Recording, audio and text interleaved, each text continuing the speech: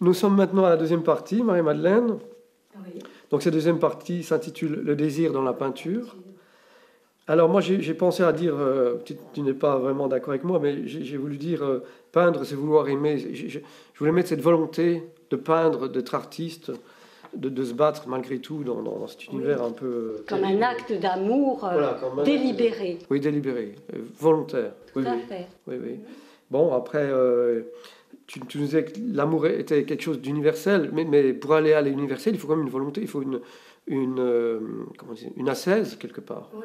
Je pense qu'il faut une ascèse et c'est une pratique spirituelle presque quelque part. Tout à fait. Oui, Je sais tout pas à ce fait que... d'accord. Oui, oui, oui. Non, moi je voyais la dimension innée. Je pense qu'un être humain et un animal également naît avec ce sentiment d'amour. C'est quelque chose qui est de l'ordre du respire, comme on dit. Oui, oui, oui. Et, mais couplé avec la volonté de l'artiste et du peintre, il y a effectivement une réelle volonté à mettre en œuvre cet amour à travers la peinture, ou la peinture à travers cet amour. Je pense que les deux peuvent tout à fait s'imbriquer. Oui. Voilà, c'était oui, oui, mon... oui, oui, oui, oui. Mais là, on peut parler peut-être de l'énergie vitale et du surdésir. Je voulais parler de ça. Tu veux peut-être en dire Non, quelques non, mots j'aimerais bien entendre ton propos là-dessus. Oui, mais moi, l'acte de créer, c'est comme un acte éjaculatoire, c'est-à-dire c'est recréer le monde quelque part. Oui, en Et, faisant sortir de toi-même. Oui. Puisque la sérigraphie, c'est un procédé qui est très sensuel. On l'a vu au cours des photos que Christine a pris à l'atelier. C'est très sensuel. Oui, c'est presque sexuel. C'est un acte créé, c'est presque un acte sexuel en ce sens. Oui, j'ai déjà entendu certains artistes exprimer, un pianiste, ou le fait d'avoir entre ses mains ce pouvoir de créer.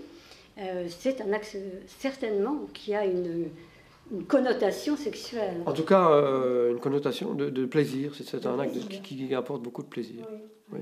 Mais ce n'est pas seulement une satisfaction personnelle, puisque c'est un plaisir qu'on partage avec le public, si le public répond. Voilà, bonne question.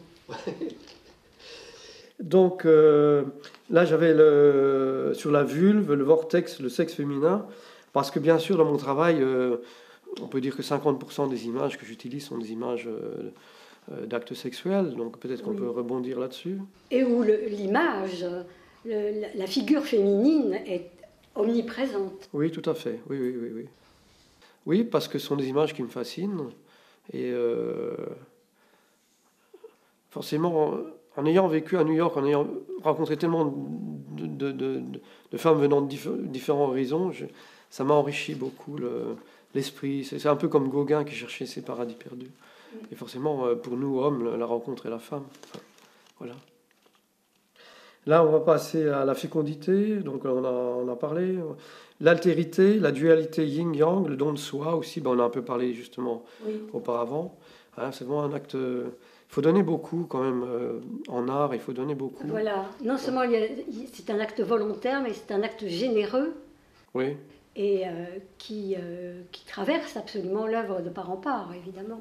Oui. Et on le sent, on le ressent. Je pense que c'est ça qui fait aussi le caractère fort de ton travail. Tout le monde, enfin les quelques personnes que j'ai pu croiser et qui ont adhéré à cette œuvre parlent de générosité. Le don de soi, oui, c'est très frappant. Bon, là j'ai cette histoire du chaos organique, du désir opposé à la géométrie des patterns. Parce que souvent, je me rends compte en travaillant que je superpose la structure géométrique, c'est-à-dire quelque chose qui est cadré, l'ordre, la structure de la matière, au désir qui est chaotique, voilà, au chaos. Voilà. Oui, oui, oui. Je ne sais pas si tu veux... parce qu'on le voit dans le mur, il y a beaucoup de grilles, beaucoup d'encadrements, beaucoup de structures qui viennent de ce que j'appelle des patterns des sociétés tribales. Ça me fascine beaucoup. On en parlera dans la prochaine. La fusion et la fission de l'atome. Oui. Voilà, il y a l'ordre et le désordre qui cohabitent et l'un a besoin de l'autre, appelle l'autre en fait. Oui, tout à fait. Je pense qu'il y a une organisation interne qui est très forte. Oui, oui, c'est un conflit qui résonne. C'est un conflit quand même. Moi, je travaille toujours. j'aime le conflit et j'aime apaiser le conflit dans la peinture, finalement.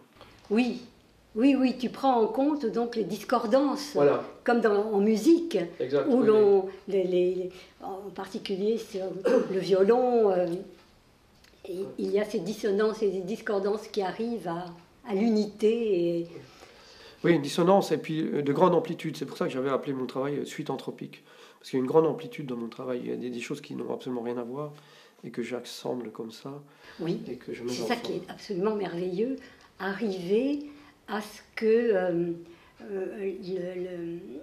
il n'y ait jamais d'anachronisme dans ton travail. La cohabitation et la proximité de thèmes totalement disparates, entre guillemets disparates, arrivent par miracle à rendre une unité absolument harmonieuse. Oui. C'est ça qui est fabuleux. Quand je me revois entrer la première fois dans ton atelier et avoir eu cet éblouissement qui est quelque chose de très mystique en fait. Oui, c'est mystique, oui, c'est une expérience Parce mystique. que, voilà, tous les contraires se résolvent. Voilà, exact, oui, c'est Il y a ce la que dit résolution Mircea Eliade, des oui, contraires. oui, tout à fait. La dernière question de cette partie, c'est le rapport au public qui est assez superficiel, on a souvent parlé. La partie douloureuse, en fait. Pour moi, c'est la partie douloureuse. C'est-à-dire, ayant vécu à New York et ayant rencontré un public totalement, pas qu'il soit fasciné par mon travail, mais enthousiasme, je trouve en France quand même... ouvert. Voilà, ouvert. Je trouve le public français très, très fermé à mon travail et c'est vrai que j'en souffre énormément. C'est dommage, mais... Mais tu ne crois pas que ce travail est tellement... C'est sa force même qui en fait la valeur et en même temps la difficulté. Parce que le public n'est pas nécessairement prêt à recevoir ces dissonances. Sans doute. Il ne peut pas les interpréter et il réagit comme avec un sentiment de crainte. Tu avais une très belle citation à ce propos sur le malaise que peut susciter chez certains individus cette force. C'est très massif ce que l'on reçoit. Il faut être déjà peut-être un peu armé pour recevoir ce travail, avoir derrière soi peut-être un vécu qui t'a fait, sinon connaître, au moins pressentir ce que tu vas vivre. Exactement. En découvrant ton travail. Donc c'est ce sentiment peut-être de mise en danger du public. Mise en abîme, oui, tout à fait. Oui, mise en abîme et mise en danger de soi-même, la peur de devoir accepter certaines choses interdites. Oui, peut-être. Moralement, culturellement, enfin, il y a des tas de paramètres qui entrent en jeu là. Oui, oui. Mais là, je voulais finir par une citation de Jim Harrison dans La route de retour. Donc, c'est le grand-père d'Alva qui parle. Il est à la fin de sa vie et il raconte un peu sa vie. Il voulait être artiste et il n'a pas vraiment été. Il n'était pas assez doué pour être artiste, le grand-père d'Alva. Mais il dit quand même cette phrase magnifique. « J'avais enfin compris une idée à laquelle je crois toujours. L'art se trouve au cœur de notre être le plus intime et il fait partie de la nature des choses, tout aussi sûrement qu'un arbre, un lac, un nuage.